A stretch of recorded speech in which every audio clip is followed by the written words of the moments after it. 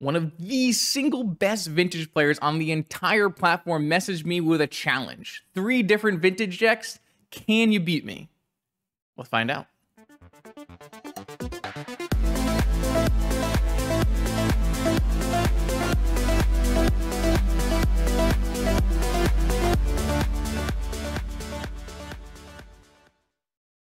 Welcome back, vintage gamers, to a special piece of content. I was challenged by one of the vintage end bosses on MTGO, Echo Baronin, also known as Andreas Peterson, who is widely known as one of the players in vintage who has one of the widest ranges.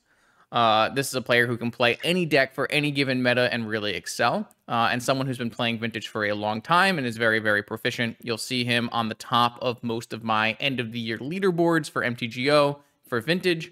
So when Andreas asked if I would like to play 3 matches with 3 different decks versus his decks, I thought that'd be a great piece of content for sure. So I gladly accepted the challenge, and you'll be able to see both sides of this content from me and from Andreas on our 2 different channels here. So the rules were just pick 3 different decks and have them be not overlapping in your own pool. So like I can't play 2 Shops decks or 2 Bazaar decks. So at least, 3 different styles of decks, and then he will choose 3 different decks as well. And we would then randomly pair them against each other, alternating play or draw between matches.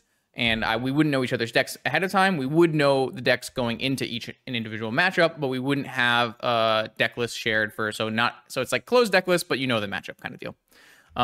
Pretty excited. I'll show you the 3 decks that I've chosen for this event. I chose 3 decks that I was comfortable with that still showed off the format in a very meaningful way. So I chose Oath of Druids first as A. This is basically my Oath of Druids list from Eternal Weekend. Obviously, this list has kind of fallen out of favor on Magic Online as the metagame has changed and adapted. It's no longer an Oath metagame. It's now kind of a Lurrus Saga metagame, and the blue-white Lurrus Saga deck can be kind of a challenging matchup, especially with like Containment Priest and that kind of card. So I've picked this Show and Tell Oath deck, A+B combo deck with lots of powerful blue cards as my first choice. My second choice, I chose a Bazaar deck. This is my preferred Bazaar deck out of all 3 Bazaar decks that are viable in the format. I really enjoy this deck in comparison to the other decks. I think it has a really nice high roll. It has very punishing game plans. And if you just like leave that Bazaar for even a turn, you're just going to get overwhelmed. I took probably a mix of like some of the Frowning Table and some of the Montolio lists when I put this one together. I don't have a list of my own for Countervine. I don't play it enough to know that. I've never played this Echoing Deeps card, but it seems like a pretty interesting addition to the deck. Don't know if that's actually a strong choice. Same with Library of Alexandria, but I thought I'd give these cards a shot. And this is the kind of the hybrid-ized Countervine list that I put together. For those of you who don't know, this deck is just a Bazaar deck. You mulligan to it with Serum Powder, and with your Bazaar, you create card advantage instead of disadvantage by pitching Squeeze and Master of Deaths. And then you have a bunch of free counter spells, free removal, and free creatures. So, sweet one there. And then for C, I thought, well, if I'm going to play a blue deck, Bazaar deck, I should play a Shops deck. And I want to play a true Shops deck instead of a Jewel deck. I'm going to play Aggro Shops. This is my preferred version of Shops at the moment. I don't really like playing Jewel. If I can help it, I choose not to play Jewel. I think Jewel is just a little bit too oops all spells all in-y for me, whereas this deck is a nice, clean aggro deck. This is a Patchwork Automaton Nettlecyst deck. You'll see most decks in Vintage that are Shops with Patchwork Automaton and Nettlecyst now. These are just 2 of the strongest cards they've ever printed for the Workshop shell. And we're going to combine those with Null Rod, which is like very, very good into certain metagame calls. It's great into like Blue-Black Lurrus. It's great into Jewel. It's great into Blue Tinker combo. So Null Rod, even though it's not great with your Moxen suite, it's actually pretty solid at giving. Basically, the way this deck plays out is you're going to use your fast mana to play a threat and then lock your opponent, or sometimes in a different order than that, but like stop your opponent from casting spells with Spheres, Thorns, Trinisphere, Wasteland, Null Rod, and then beat them down with undercosted creatures due to Mishra's Workshop. So I do know the matchups ahead of time. We're going to be playing Oath into Lurrus. We're going to be playing Vine into Jewel, and we're going to be playing Aggro Shops into Initiative. I think those are pretty lucky pairings for me, I would say. Those are a bunch of matchups that I think are pretty reasonable. Obviously, Blue-White Lurrus was the deck that knocked me out on Oath in the Eternal Weekend event, so something to be said there. But Jewel and Countervine, that's a pretty a matchup that you think you'd want to play Countervine in. But there is some like sideboard plans for Jewel that maybe make it worthwhile. And then Aggro Shop's Aggro Shop feels like a deck that can beat Initiative, but maybe die roll dependent. So we'll have to see. I'm gonna bring you each and every match, and we'll see how it goes. I'll see you for round 1. Are you interested in weekly vintage metagame recommendations? Do you want to see your deck list played on my channel? Or maybe you are just looking for the best way to support my vintage content. Make sure you check out the Patreon link in the description below. Let's battle. Okay, welcome to round 1 of our challenge. We should have Oath of Druids versus Blue-White Lurrus.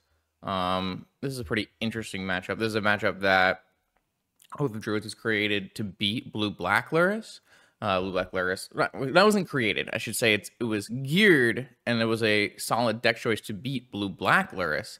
However, Blue-White Lurrus tends to have a lot more answers to Oath of Druids. It has Containment Priest, which is an answer to Show and Tell and Oath of Druids, which is super problematic. If your Blue-White opponent has 4 Containment Priests, it can be very challenging to play your Oath of Druids game plan. So this will be an interesting matchup. I think this is a pretty back and forth matchup, and hopefully it'll be pretty entertaining.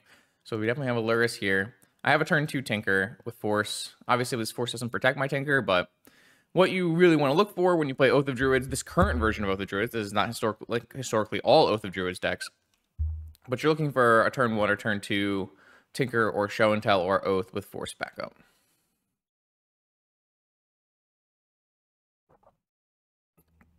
There have been lots of different Oath decks in the past that don't follow that,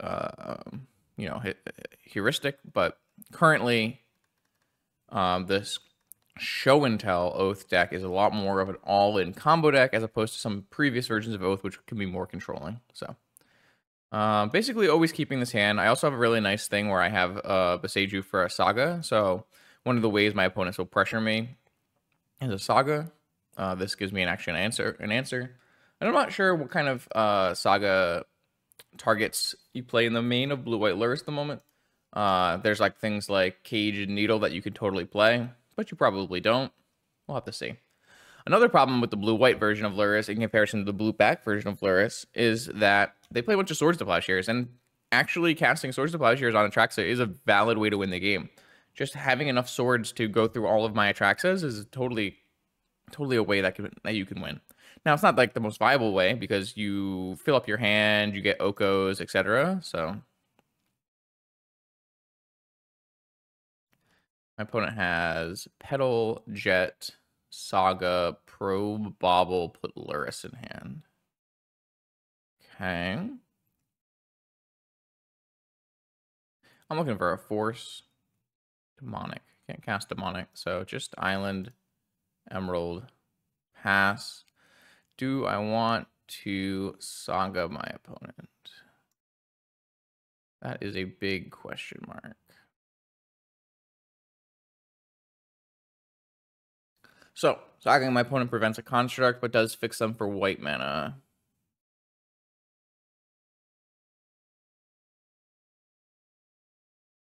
It's a hard choice.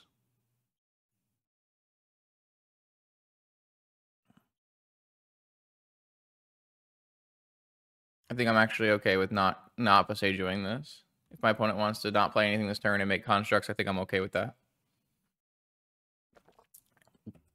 They go to pass the turn. I think we'll still Beseju it because I don't think I want them to have Black Lotus. But I also don't want to turn this into a blue-white land right now. I think that's a pretty valid line. But I wouldn't be really upset with anyone who actually Beseju'd in an upkeep, so...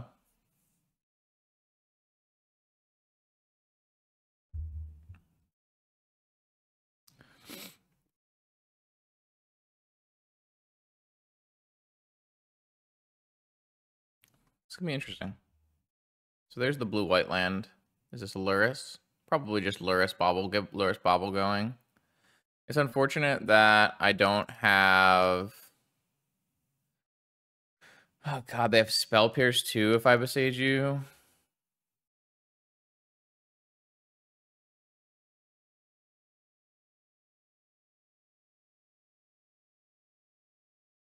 It's a really rough spot because I'd love to be able to just negate their card draw engine, but they actually ended up with 2 baubles. It's actually probably worthwhile for the opponent to even hold this bauble until after, so that they could maybe bait a negation. But I actually don't know what else this negation is hitting, so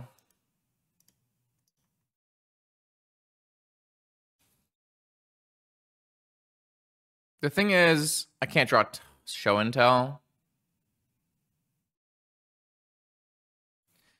Yeah. I think I want to be able to draw show and tell. I'm going to just not besage you. I'm just going to go for a tinker and hope it's good enough, I think. When it's 4 cards, there's a chance they don't have fit. I really don't see how this game... Really don't see how this game gets any better for me. So I'm just going to tinker and see if I can get resolved. It does resolve. Okay. All right, I have a Citadel. I have a Flusterstorm. That's not really ideal here. All right, this is a really weird game. So now my opponent's drawing extra cards every turn. They have the ability to make a construct token. They have Black Lotus Lurrus. Interesting game. Very interesting game. I still have Negation, Fluster, Besage You. So I have a lot of tools. I will lose 3 of my life to work with. It's always of noting that this deck is not a very good Citadel deck. It's a fine Citadel deck. It's definitely worth having Citadel in your deck. But it's not something as compact and well-oiled machine like a traditional PO Citadel. It's closer to something like the Esper Tinker Saga Citadel that bricks half the time. Oh, they went for Sapphire instead of Lotus. Does that mean they drew Lotus, or does it mean they just want the permanent mana source for the construct damage, maybe? Hard to say. Maybe they just think they're going to be looping Bobble for the rest of the game, and they don't want to have time to do the Lotusing. That could be true as well. 5 cards in hand for the opponent. They have Pearl as well.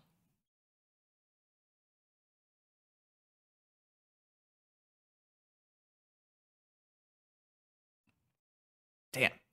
Cool game. Cool game. This is a good start.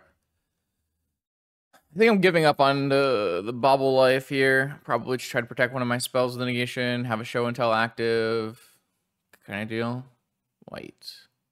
Island cycle. Makes sense. They only have 3 cards after this island, and they're drawing 1 on my turn, so 4. We have an active Citadel and a way to deal with this construct token. They have another Saga is pretty bad. So they have an island and 2 unknowns. This is a time walk. It's a cruise. All right, I will definitely throw the Fluster off the top on this. So they have an island and 2 unknowns. This looks winning, I think.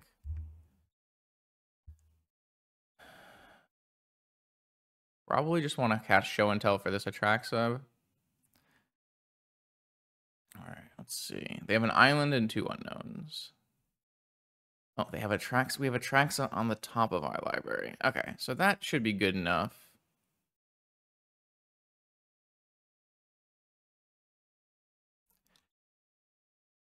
Because we can get Time Walk Demonic.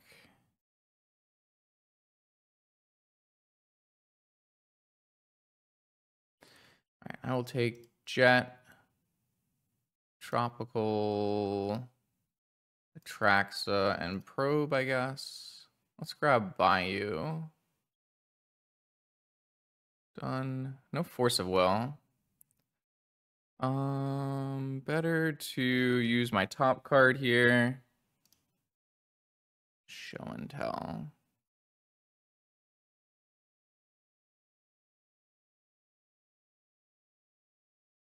Go to 7. All right. Tundra, Lorien Revealed, Saga. All right, that should be good. I'm gonna draw this Force. I'm gonna draw this Misstep. And then I'm gonna Demonic Time. Oh. Go to 1.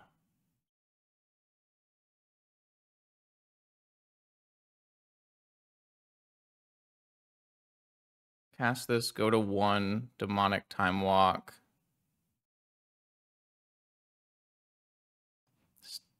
Oko.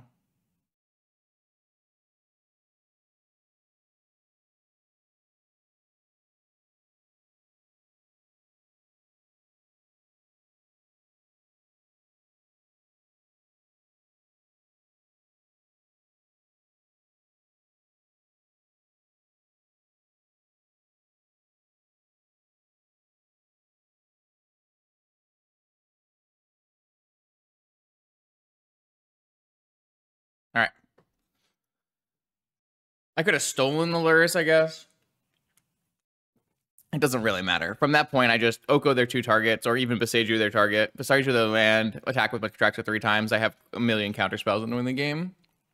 Wow, close game.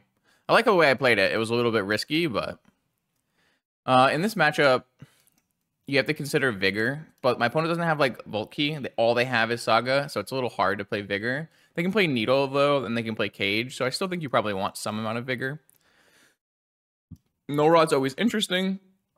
But again, they're not on like 4 baubles, probably. Maybe they're on a little less. It's hard to say. Negation, I don't actually feel like there's a lot of things worth countering. They can have the Seal of Cleansing, so maybe the Seal of Cleansing is worth countering. I actually like this Dismembers because they kill Lurrus, Loop, and Lavinia. And then you can probably consider Trap and Portal. I don't know if those are actually good, but they're definitely worth thinking about. I'm just going to think a little bit longer about what I want to do here. It's been a little while since I played Oath, actually.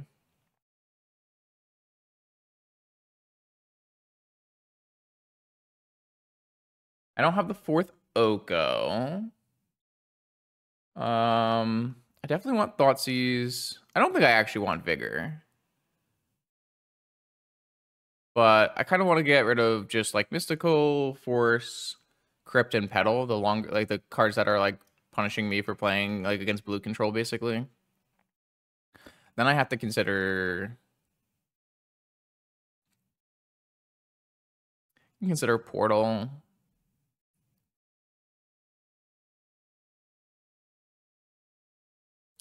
You can consider taking on a show. Oh, you definitely need Dismember for Containment Priest as well. Let's try this. I think this is the correct configuration.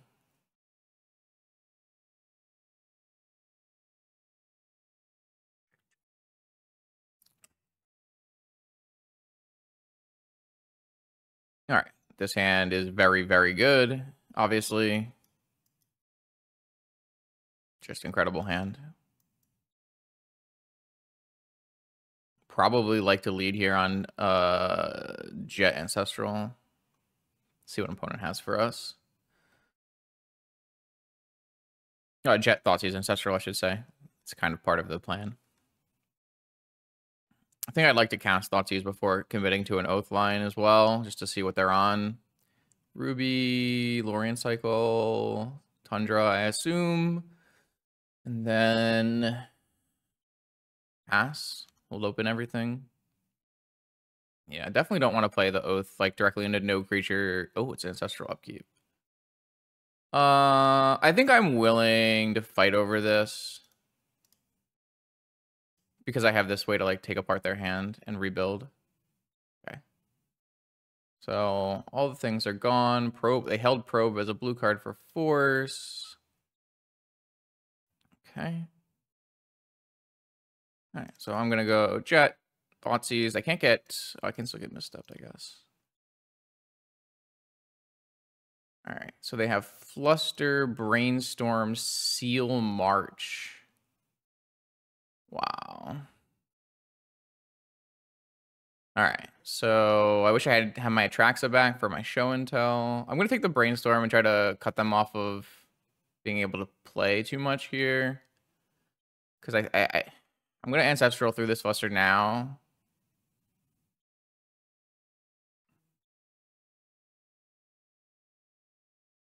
The Ancestral, Force Ancestral looks pretty good. Basic Island. It's probably Basic Island. Just limit the Wasteland top decks. Okay, let's play this before it gets Lavinia, and actually we're in a great spot. So they're gonna probably have to pitch cards to March. Oh, this March can't even hit play. Okay, so They don't have an answer to Oko currently, so we're just going to Oko them out. That's super good draw. No way to play it. We're playing Oath of Druids into Seal March. And then this card is just going to carry over the game. Sweet, sweet, sweet, sweet. I mean, it's not like a lock, but it's definitely one of the harder cards for blue-white to answer, especially with this current board setup here.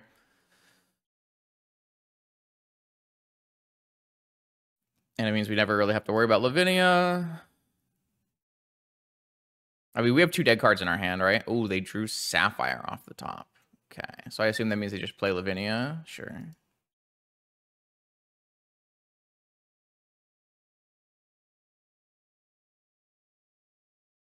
I mean, normally I would just play Orchard Oath here, but obviously we can't do that. Oh, we can't even play Oko because we don't have a land. All right, well, I'm still going to play the Oath and make them... Oh, I should definitely have held up blue or whatever, but that's my fault. I just forgot. I wanted to try to play Oko, but I couldn't play Oko into Lavinia because I only had 2 lands. If I get wastelanded here, that's the biggest problem. But I assume my opponent just plays Seal or March and kills my Oath, which is fine. I have to make a play that turn anyways, and I want them to use up their white mana anyways, so I'm okay with this. Ah, they drew Wasteland. Nice. Okay. So that's March and Lavinia. Oh, sorry, that wasn't March. Seal. Okay, it's still definitely better to crack a fetch than to play a... Oh, I didn't mean to do that.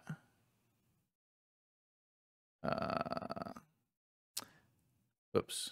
Okay. I still can't play that spell. I sure hope they don't draw Wasteland and punish me. Sorry, I'm still waking up a little bit. All right. Petal. So they can buy Lurrus and play Lurrus. I'm at 10. They have March, Fluster. I guess they can March the thing I put into my... I stand up, I guess. Could be problem. Green, blue, black. Green, blue, black. All right. First, I'm just going to stand up this Ruby. They can obviously kill this at any point with their March. But I think I have to make that play. If they want to kill this, they should probably do it later so they don't use this Petal, because they need this Petal to cast Lurrus at the moment. Oh, wait, I have fucking Flusterstorm, Justin. Ah, sorry. Good go. Okay, we're waking up. We're waking up. I was almost F6 through that.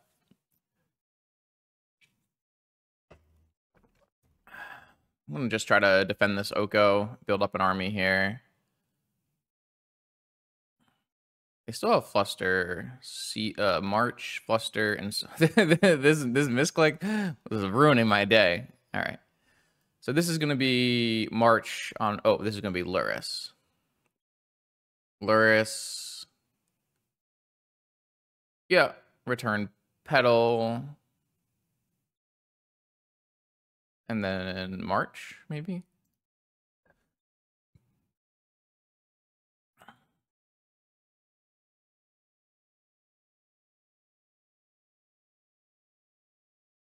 Oh, they have Fluster backup. Right.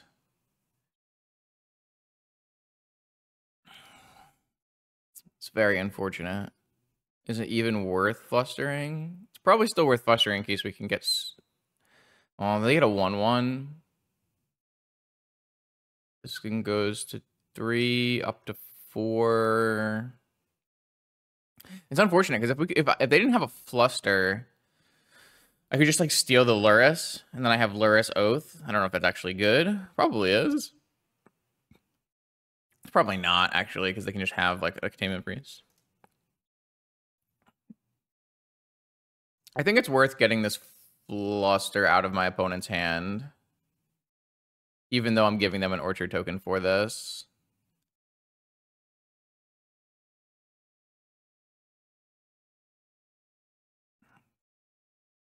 All right, opponent has one card unknown. We have one card, don't have an Atraxa, but there are 3 more Atraxas in our deck.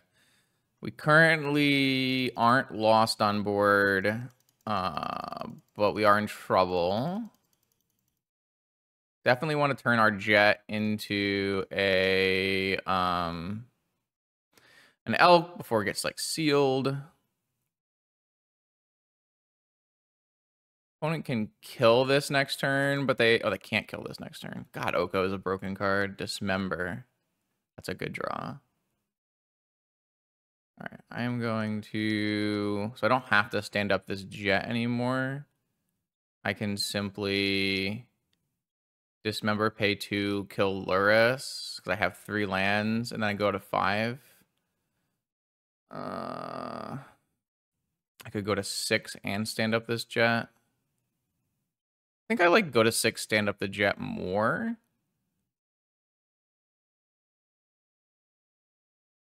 That way I don't lose to like Time Walk.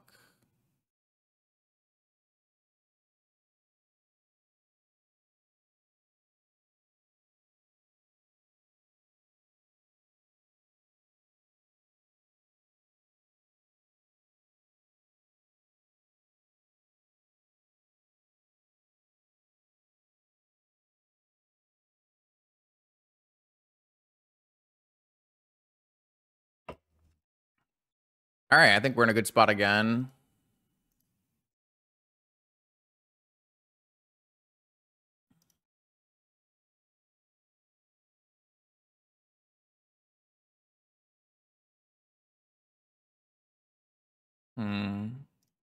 Wasteland my trop. That puts me off show and tell. But I'm stable. Force. All right, I think I would love to turn off this Lavinia so I can force. However, I need to make a stronger board first, I think. I don't know what spell I'd want to force anyways. Swords, I guess. Containment Priest, maybe. Wasteland again. Okay.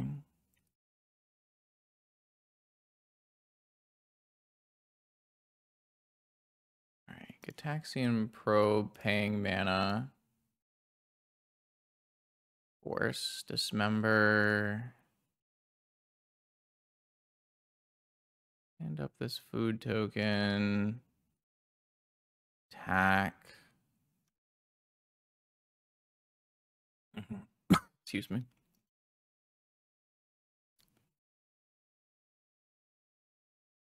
All right.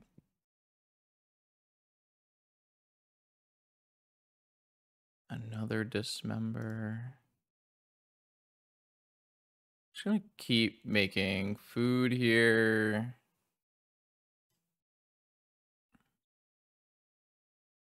I don't really know that my forces actually matter that much. I guess I can exchange this food token for a Lavinia. Ooh, Saga. Saga's so good here.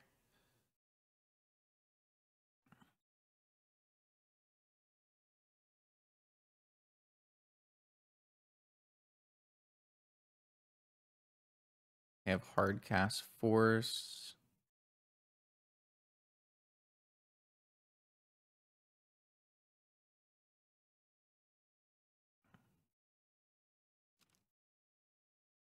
And this would put them to 6. Oh, sorry. So with them to 7.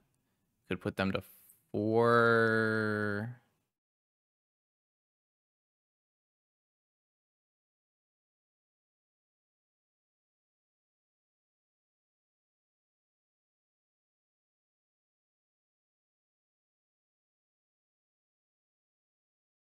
Die to Time Walk.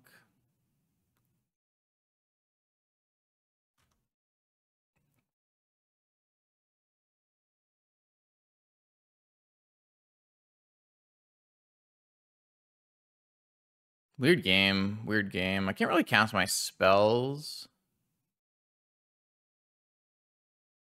So these are automatically 3/3s.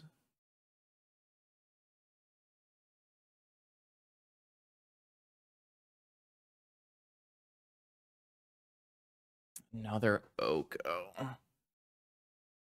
So if I attack with everyone, they chump with a spirit.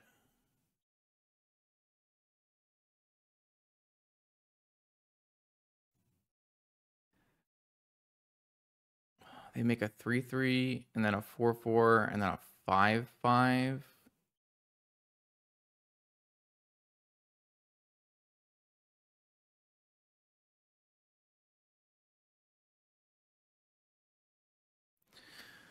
I think we turn Lavinia into an elk.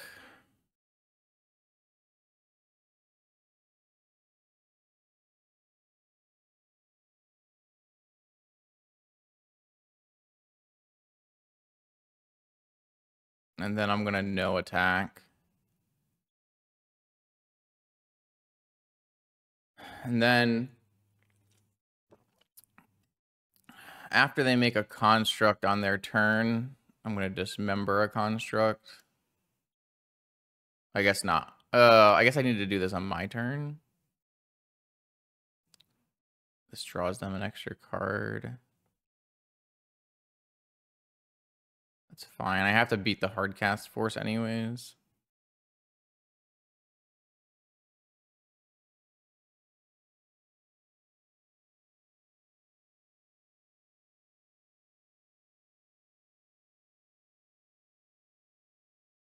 I'll go to 4 to dismember this construct.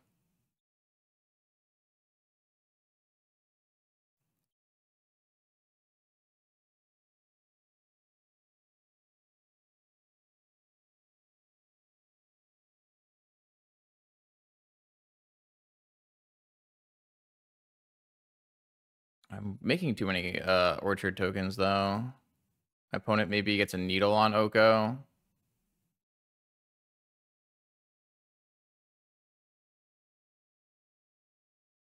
Wonder if I played this section badly. I liked how I was starting, but now it's a little problematic. I'm just a little bit out of health. I mean, maybe they don't have a needle. Oko is the only thing you can in my deck you can needle, really, right? Needle and Oko and Beseiju. Nice. Okay, Soul Ring. So they have forced 2 unknowns. They do have the strongest creature on board, but I can just elk it.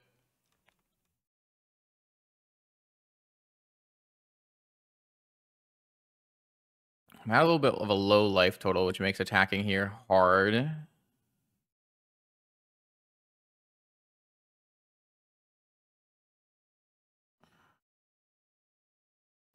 Almost certainly turning this into an elk this turn. Just so I don't have to make... I guess I can always make double blocks. Okay, so Lavinia is coming in. Always trading for the Lavinia.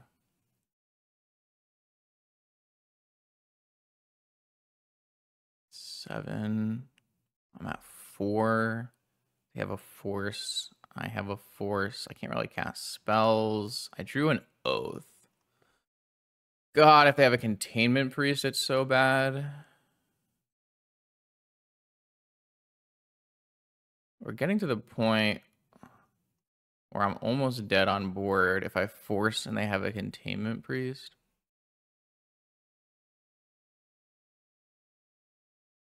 That's kind of crazy, but I think, are we really winning this current board state at the moment?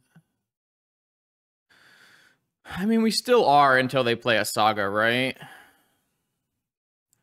So, like, I can elk this construct. So my worry is I play Oath, they force, I force, I go to 3, they play Containment Priest, and then on board I die to Spirits on 3.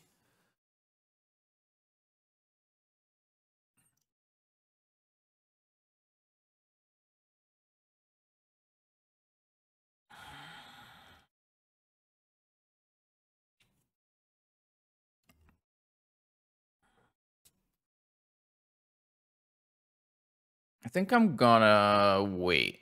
I have more land drops I can hit. Like if they play a saga, then I'll play it because I'm losing, right? But I'm not currently losing on this board. Is this gonna be a Swords to Plowshares, or is it gonna be a Containment Priest? Okay, it's gonna be a March. That's much worse for me than Swords of Plowshares because I don't gain any life. But it's fine, I think. Would this have lost on board? Kind of.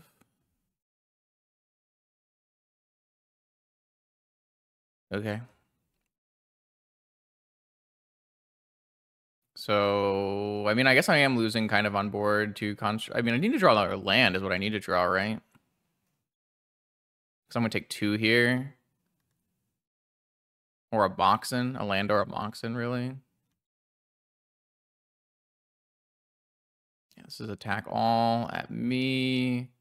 I'm forced to block here. Black Lotus will be good draw. Moxen's a good draw. I guess Moxen's not a good draw because they'll just force it. But I mean, that's still good. Bayou. All right, so now I am still forced to gain life.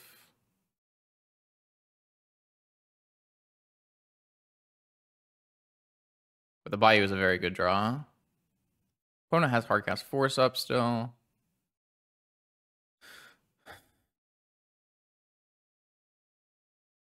Next turn, I might not have to gain life.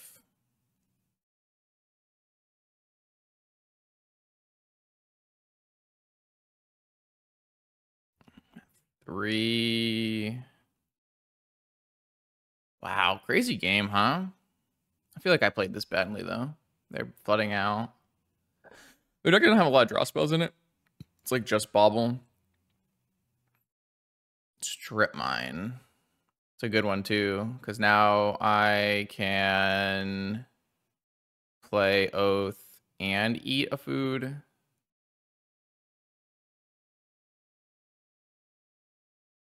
And plays around Spell Pierce.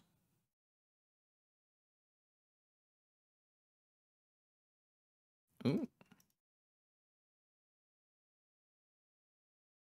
Okay. I assume this is Hardcast Force. I force back.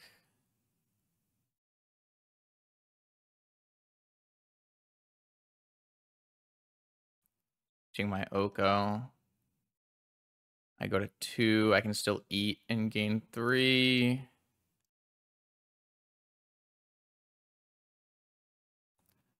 They have 1 card in hand. I don't have to eat this food until my next turn here. I think this is a win.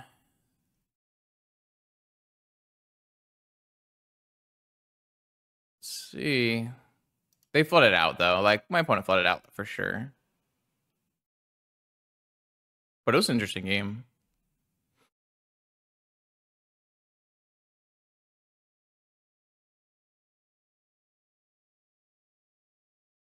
Wow. Very, very cool games. Super, super interesting games. I didn't think we were really going to win that, so that was pretty cool. Let's go take a quick look at the deck list. This is still basically my deck from Eternal Weekend, just some sideboard changes, but like it's a well-oiled machine. It does exactly what I want it to do.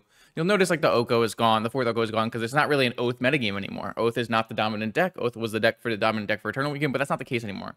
Vintage is a cyclical metagame. The best deck cycles in and out based on what people are playing. The decks are not so powerful that one deck is going to stay broken the whole time. You know, that can be the case. That does happen. Things like the Karn Forge metagame obviously occurred. And maybe even Lurrus Saga right now. Personally, I don't think so. I think Lurrus Saga is a deck that has some pretty clear weaknesses. But other people will argue differently, obviously. So, yeah, this deck, I mean, I felt like I got lucky to win both those games. I did win 2-0, and we did win, like, pretty cool and pretty strongly. But like,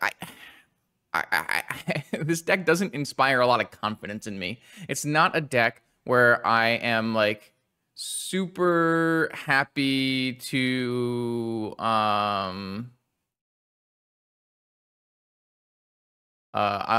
super happy to it's not a deck where I'm sorry, I'm just like it's not a deck where I'm super happy to like say I always have the right game plan. Like you have to just like do what your cards have.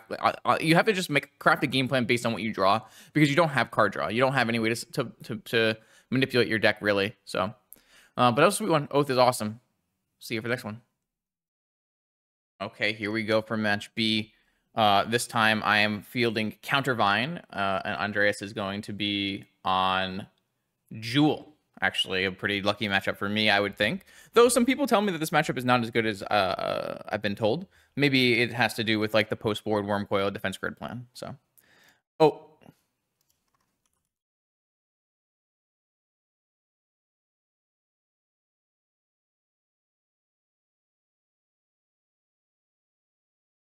I'm trying to remember if I went first in round 1. Might have to restart this.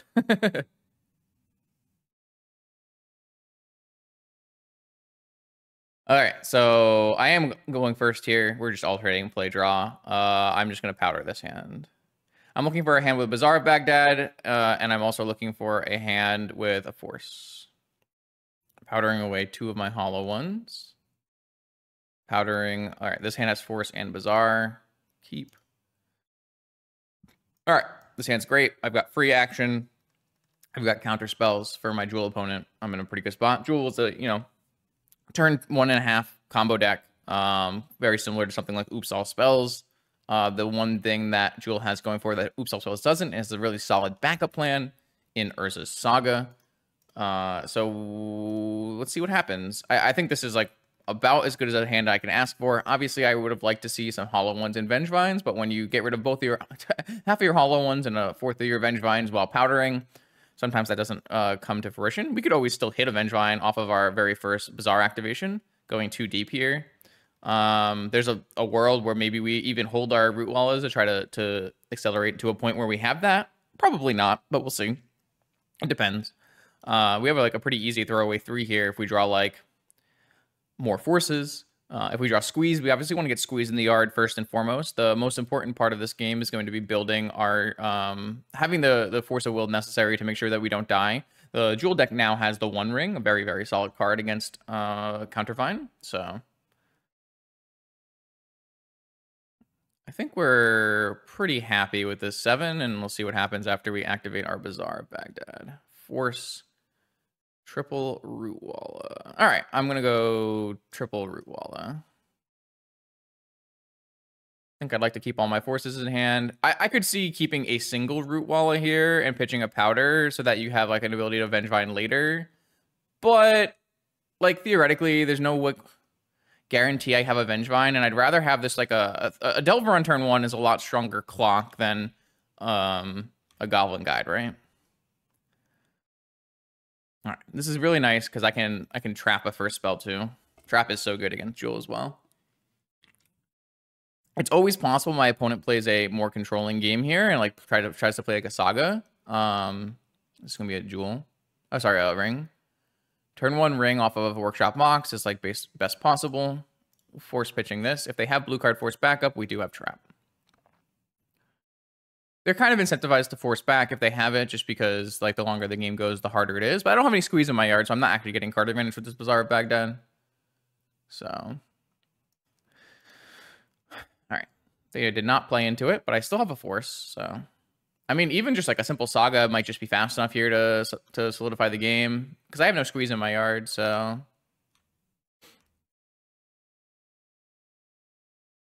another Mindbreak trap. Oh, do I want to activate? I think I'll activate still. There's a Master, a Powder, and I think I'll pitch a Mindbreak trap. So my opponent thinks I won't have one. I mean, it's possible Mindbreak trap won't even be turned on for the rest of this game, so. All right, we got one Squee going. And we still have a ton of counter magic. Don't have a Wasteland if they play a Saga yet. I might even pitch the trap, to be honest with you. Just because it might be very hard for us to ever have a trap turned on again anyways. And I might just want to be able to have a third Force of Will. All right, so they have a Saga, so we really need to find a Wasteland. That can really make our lives really difficult if they make any construct tokens with it. Saga, yeah. I mean, I don't have a wasteland yet, I guess. We're 16 cards deep with none of our 5 wastelands. It's kind of unfortunate, right? How many wastelands are gone? I guess there are 4 wastelands in our deck. 2 emeralds. They're definitely turning Saga on.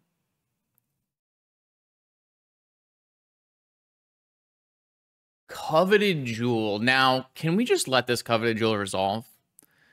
We have Force and Trap. And I'd like to draw 3 cards with this Coveted Jewel. It feels like I could let this resolve, considering I have Force Trap. If they draw into, like, Metamorph Force, it's fine. I really want to assure myself I have a Wasteland for Saga next turn. Like, I'm not beating this Saga currently without a Wasteland. I just don't know if this is a legal play, but I'm going to try.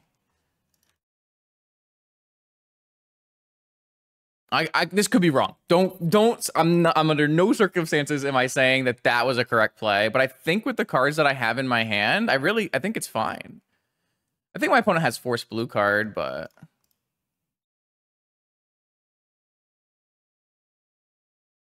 all right, so I get a Jewel. It's gonna be hard for them to take the Jewel back too. I feel like this worked out for me. I know I want to get this Vengevine pre-combat, but I want to activate after I've drawn 3. So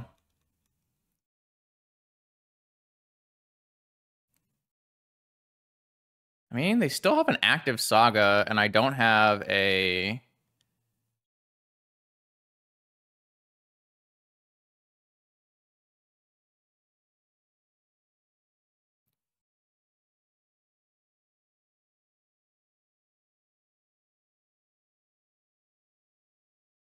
Oh, maybe I could cycle Hollow One instead. Oh, actually, I can have Force plus Hardcast Negation. I still think I can't get a Wasteland. I can't get a Wasteland going here, but I guess maybe my board just beats a Wasteland.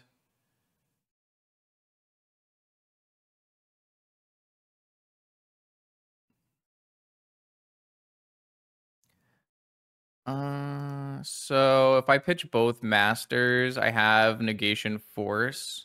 If I pitch, I mean, I kind of need the Hollow One, right, to attack. I mean, I should probably just be able to beat one construct at this point. I have just such a crazy good engine going.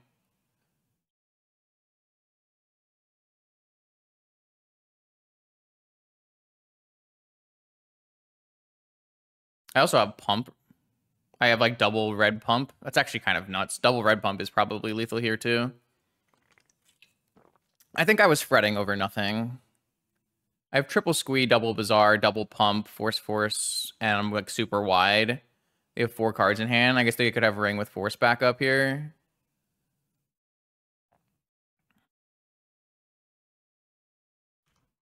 All right, so...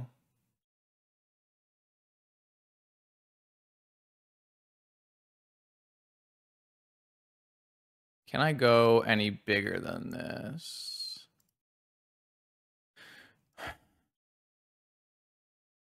I mean, there's no reason not to start by activating.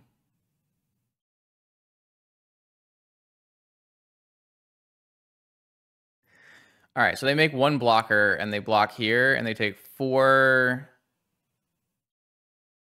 5, 6, 7, 8, 9, 11, 12. So that's not enough. And then I would get my Jewel taken on the swing back.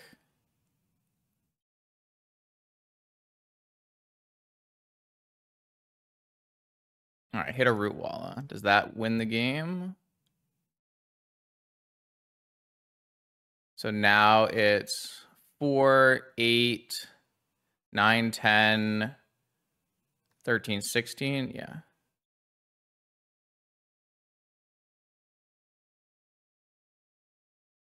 Oh, wait, no, this is not my second spell? Or is it? Oh, it's not my second spell. Shit. Okay.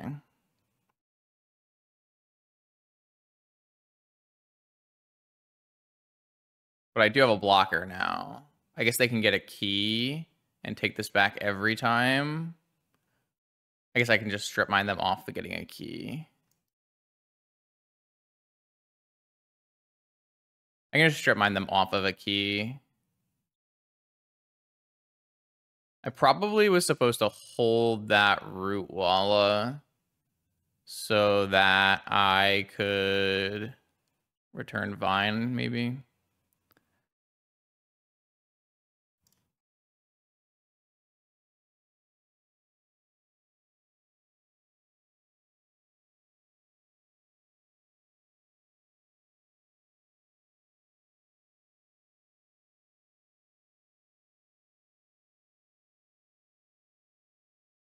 All right, this means like they can't get a key, so I think it's fine. And we still have force mind rate trap. Or I could have kept a master in hand and had double force. All of those plays were better than keeping Noxious Revival for no reason. I guess I could have Noxious Revival this saga, but...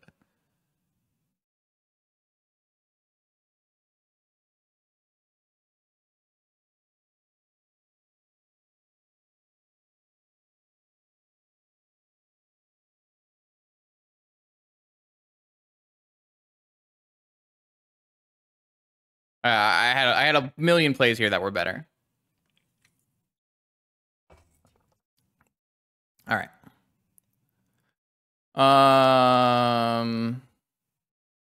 Wow. Okay. I feel like I'm just really high rolling through these matches. I don't feel. I think I played the Oath matchup pretty well, but I didn't feel like I played that game very well at all. So this feels like a matchup where Ghost Quarter maybe makes sense. Library probably makes sense. I don't know. This is a matchup where like I would feel we're pre-boarded, right? It's possible that we want the ability to snap back a Worm Coil. Chalice on the draw, I don't know. Never been a fan of Mental Misstep against them. I don't feel like we need a million Noxious Revivals, but... I mean, I feel like we do feel like we need a Saga answer, even if it fixes them for blue. I mean, we want all of our traps. I mean, the next force card is Noxious. Let's try this. I am under no... I don't know if this is actually correct, so...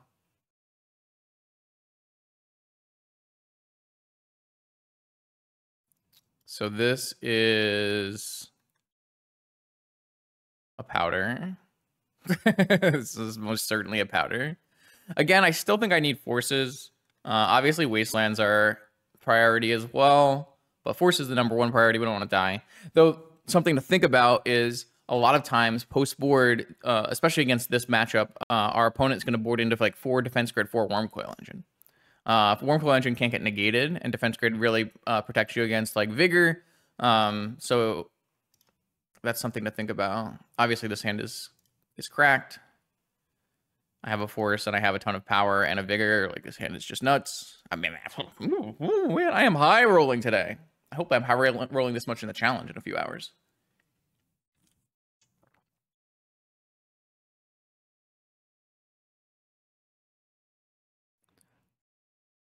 Saga Gaming. Okay. Sapphire. His defense grid. Soul Ring. Yep. Monolith. Yep. PO. Top.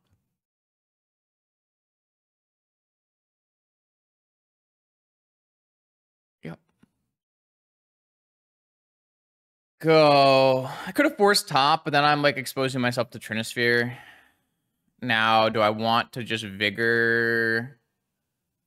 Pretty sure I just want a Vigor. I lose a Vengevine, but now do I want to hit their blue source? I think so.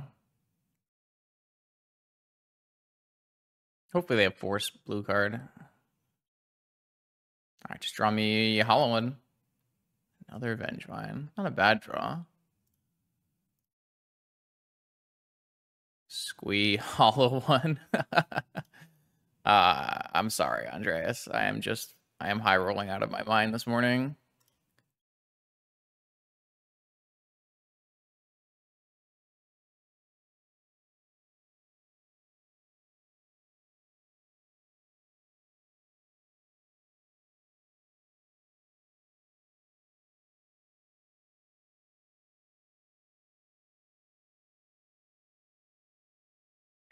This is like what happens when Squee plays against me.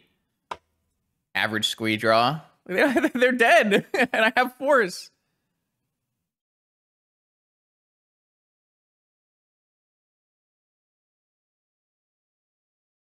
Jewel. This time I'm forcing a Jewel. Worm Coil. I just had it all. They could have blue card force, I guess.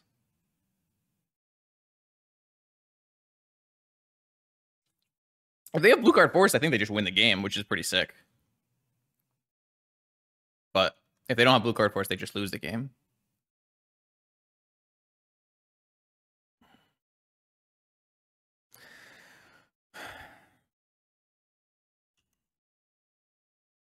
Another one bites the dust. Wow, I high rolled. I high rolled this game. I am not really convinced that I played this game particularly well, especially game one. I think I played game one kind of poorly. But this deck, if you keep your 7, it's just broken. That's the kind of the way of the world.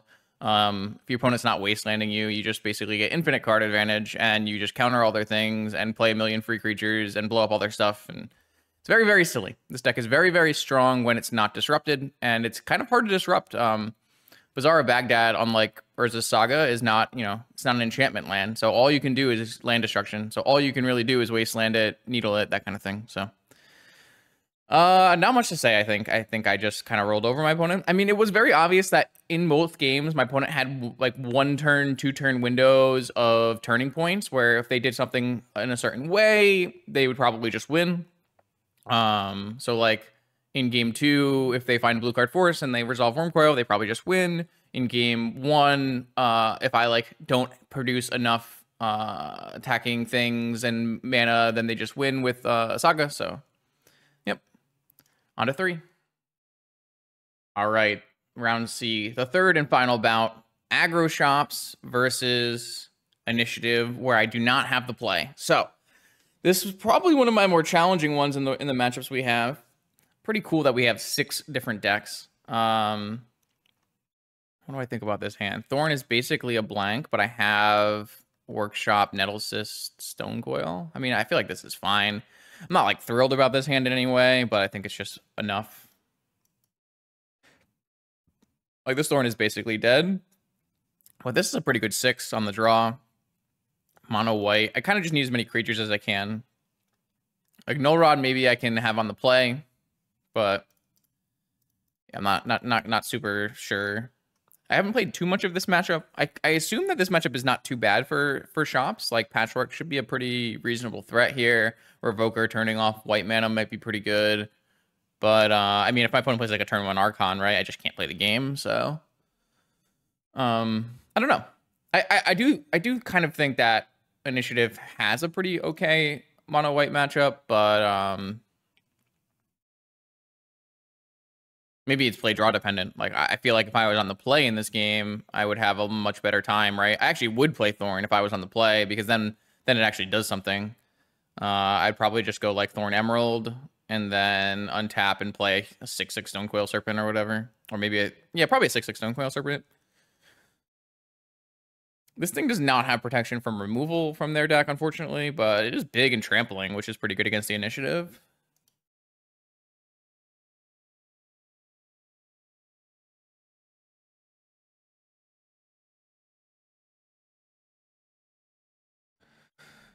Opponent, unfortunately, is mulliganing again. I do think that I've had the better side of the hands. All right, basic Plains, Mana Crypt, Jet, Seasoned Engineer, I assume. Oh, Archon. Yeah, oh, that was something that could happen to us here. All right, we'll play... I think it's better to play Tapped Ancient Tomb than to play Workshop and get it wastelanded here. So let's go Tapped Ancient Tomb, Mox Emerald, go. 1 spell per turn, and my lands come into play tapped. All my lands come into play tapped, basically. If they follow this up with an initiative creature, it's basically the best thing they can have to start against us. Yeah, all right. I don't know how we're coming back from that.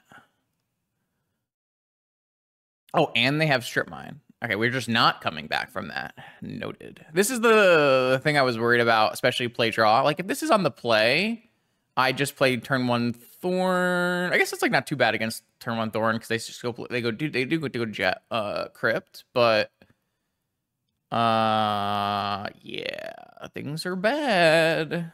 Things are very bad. I think we're just dead. Archon of Emeria is a hell of a card. I honest to God believe that Archon of Emeria is the best card in mono white. I don't actually think it's super close. Like, the initiative is important. The deck isn't as good without initiative, but like Archon decks have existed before initiative, and they've done okay. Not like amazing or anything, but they have existed and done okay in the past. I mean, this Nemesis isn't even large. Ooh.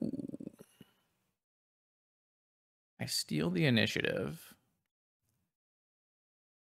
They hit me. I go to 7. I go to 2. I can play a reach creature. Oh, I go to 9. Oh, I just die because I take 2 and go to 9. I see. All right, well, in that case, I think I should just... Oh, no. I think I should just play a... Oh, this thing was not going to be big enough.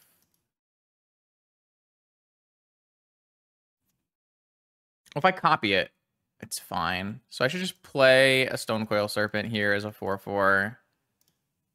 That blocks this. And I don't die. And then I can make blue mana to metamorph this and give myself another turn. And then maybe I can like Nettle Assist onto the Stonecoil or something. Okay, I mean, if they have a Solitude, I just die, but at least in this path, I don't just die, right? I wanted to like play a Metamorph here as a White Plume, take the initiative, give myself a blocker, and then untap and play a Stonecoil for the Archon. Maybe if I take the initiative enough times, I can like make this a 6/6. I don't have a lot of time. My opponent has not lost any mana crypt flips yet, but they are flooding out. So, all right, I am at 2. All right, they kind of flooded out here. So if we can try to stabilize, Null Rod. All right, well, my one spell has to be Archon as a blocker. I'm going to have to draw another Stonecoil Serpent, right? Because I can't play 2 spells a turn. I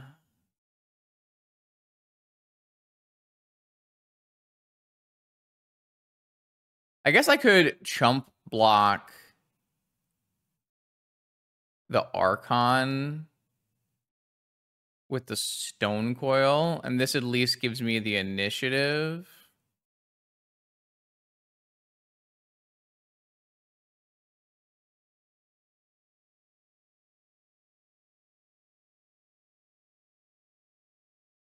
I lose my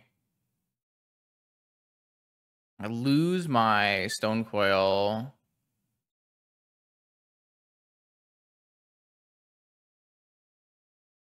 What's the higher? What gives me a higher chance of winning? I think that gives me the same chance of winning, but I stop the initiative.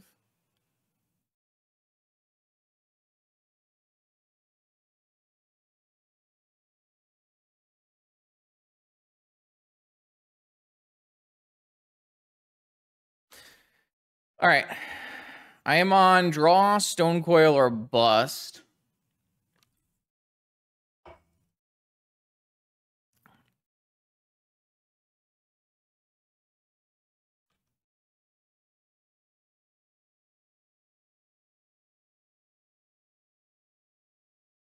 I guess a Metamorph will do the job as well. So I guess I don't get to Forge. I have to go Lostwell. But I mean, we go Lostwell. It's not bad. Like, we go Lost Wall and try to find... How many snakes do I have in my deck? I have 2 snakes in my deck. Not good. Uh-oh. That's not good. I die. What? That card's broken.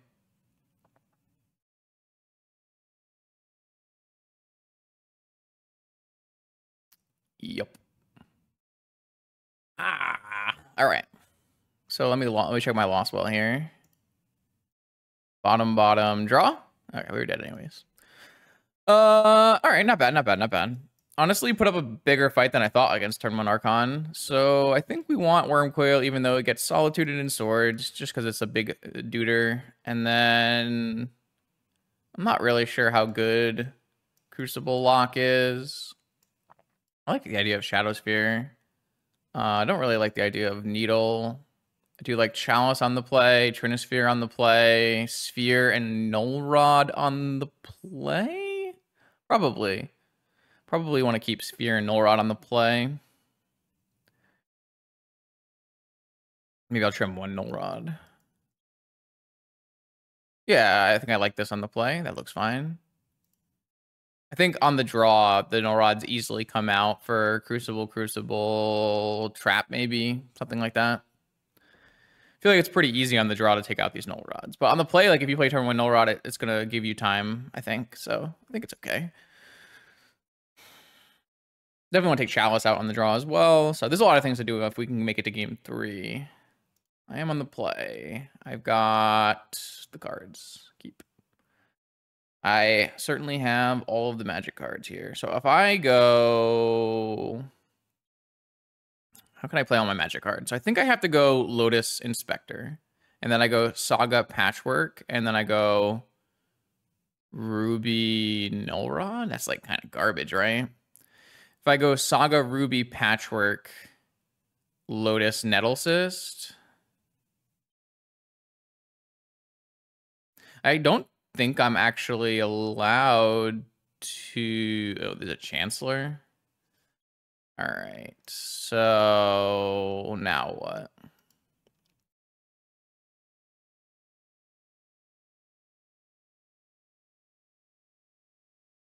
How many? Oh, there's 2 Chancellors. I see.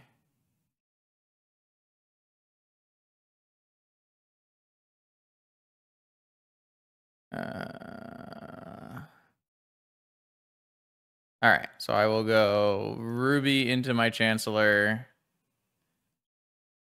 Ruby into their Chancellor, and then I think it's just Workshop. All right, I think it's just Inspector Null Rod. It's like terrible here. Ah, it's so bad though. Maybe I just play Patchwork. Oh, it's so bad. It's so bad. It's so bad. It's so bad.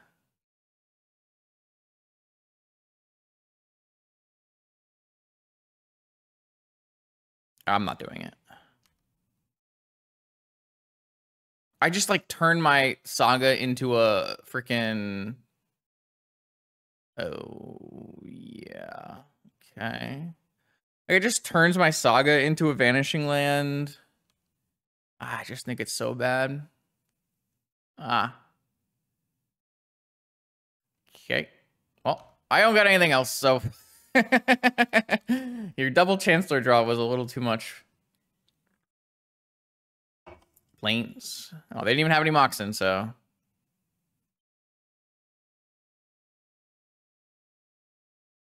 Get in there.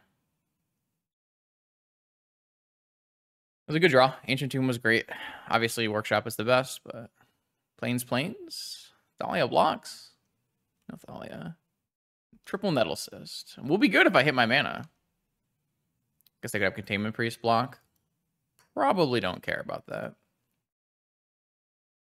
I guess they can have Solitude pay. Kind of looks like that's what's happening. Nope. I thought they might Solitude pay there. Let's see if they have land. I mean, I assume they have lands, right? They didn't have any Moxen.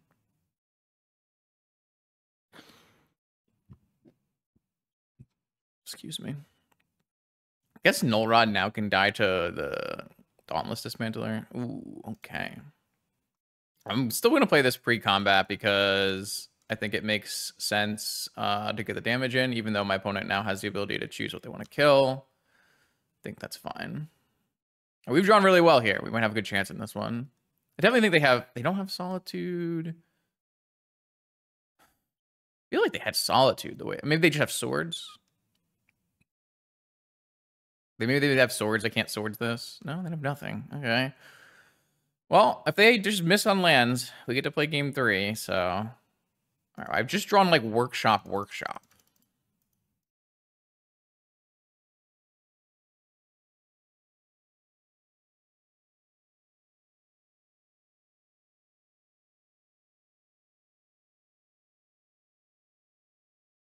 All right, well, Nettlecyst is crazy. All right, to game 3. I'm drawing so well today, chat. I'm drawing so well. All right.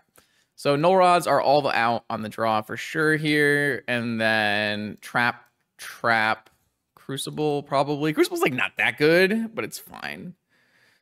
Might even be better than like a sphere. Oh, a chalice. All right. Chalice is definitely bad on the draw. All right. So I have all these dead cards are out. Tons of dead cards. And my trap is like not amazing. And neither is Trinisphere on the draw, but like at some point we have to take cards out, right? Like clearly the worst cards in this matchup on the draw are Null Rod, Chalice, Needle. I guess I could be needling Dauntless Dismantler. Okay, actually, yeah, let's get a needle in here. And this gives me like an ability to get a needle off of a saga to name Dauntless Dismantler, which actually seems really good.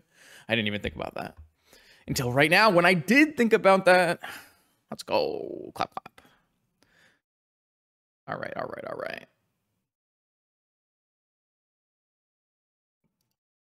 I have Sphere, Workshop, Sapphire, Strip Mine.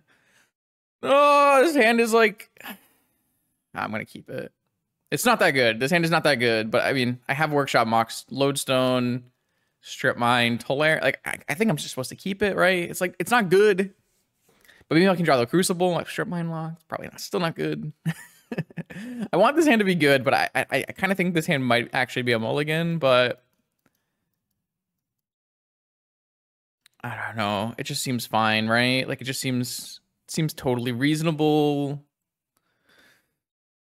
We even have like decent protection against like a Chancellor, kind of. Not really. We just have to throw our Sapphire into a Chancellor, I guess. I mean, we still have like Sapphire into Chancellor, Ancient Tomb Sphere, Workshop Lodestone. Like, I think this hand's kind of bad. Ooh, oh, well, that's a good start for us. I mean, they could have Trap is so bad here. I don't want to play Lodestone because I think it just gives them an easy sword Solitude. So I think I like Academy Sphere. Because this can set us up to maybe hardcast Mindbreak Trap later. And if they want a Wasteland underneath a Sphere, then it's fine. We just still... Oh, it's not fine. Oh, it's not fine. I guess anything getting Wastelanded means I can't play Lodestone, so... But I think this at least slows them down, builds my mana, and maybe lets me cast this trap. Or they draw like a Moxen. Also, this tax is a top deck Moxen. That's probably not worth talking about, but... I guess this doesn't let me strip mine, is what the thing I'm worried about. All right, Lauren, kill my Sphere, kill my Mox. Makes sense. That's pretty good.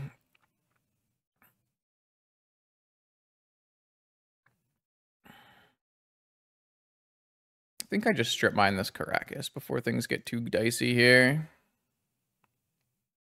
It does mean I'm like super far away from casting anything, but...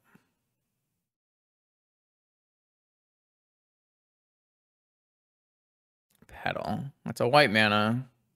You have no land, though? It might even activate Lauren, considering I'm stuck under my Sphere here. Oh, that's a good draw. I can actually cast that.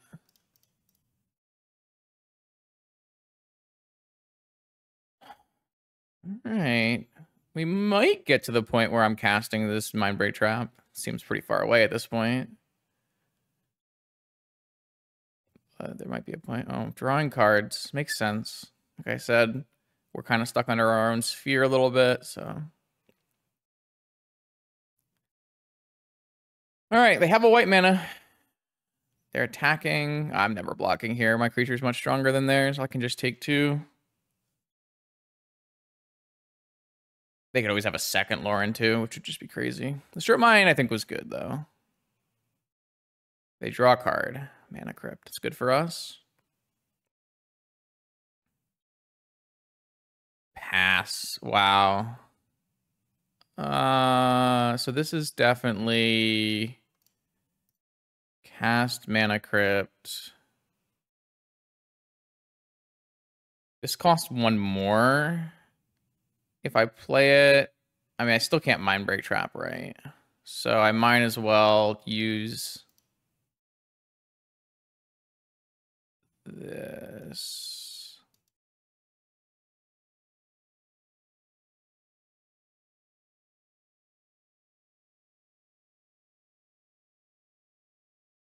I need 5 open mana. So if I play Workshop, I get to play a Lodestone, and then 1, 2, 3, 4, 5, 6. Oh, I do have enough. Okay, so let's go Workshop. I didn't really want to wasteland this Ancient Tomb. I didn't think it was worth it. And now I have hard cast Mindbreak Trap open, right? Which is just gotta be winning. Wow, crazy games. This is a Dismember? Oh, maybe it's a Solitude?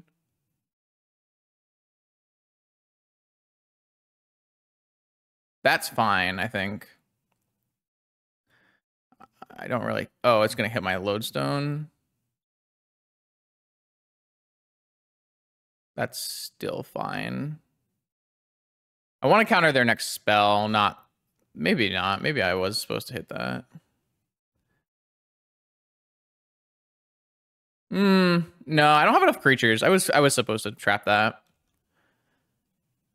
But like I kind of want to hit like their initiative creature with this trap so that they don't get white mana.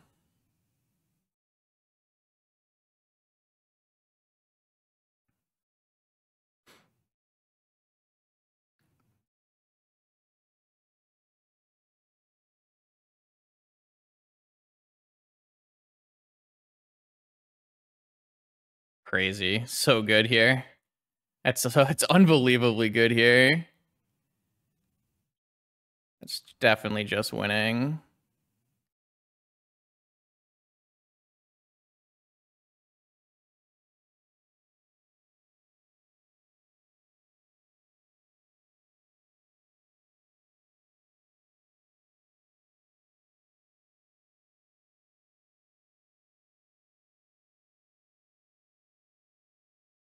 I think that's just game. Wow. Taking the full set.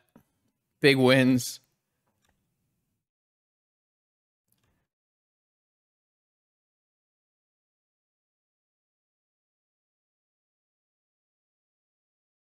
Damn. All right. GG's. GG's. Woo. That was close. Nice. A 3-0. We were able to vanquish Blue-White Lurrus with Oath. We were able to vanquish Jewel with Countervine and Aggro, be able to beat Initiative with Aggro Shops. I think that's a pretty favorable set of matchups, all things considered. Obviously, there's some luck involved in terms of vintage matchup pairings, and obviously, I high rolled a lot today. But I was really, I don't know, this was a nice little exercise. Got to play a bunch of different Magic and a bunch of different styles. Refresh myself on some of the best decks in the format. 6 different decks were chosen, and that was completely at random. I didn't have Andreas play 3 different decks than me. The only thing we had was we had to play 3 different decks, and we didn't want to overlap on our own decks, like no double Bazaar, for example. So really, really sweet. That was fun. I don't know. Let me know in the comments if you like this kind of content, this little challenge. Obviously, being able to see six different decks in action is really sweet. Hopefully, by the time I post this, Andreas will have posted a link to whatever he's building, and we'll be able to link over to see the other side of the matches. Until next time, more vintage content every Monday, Wednesday, and Friday on this YouTube channel. I will see you then.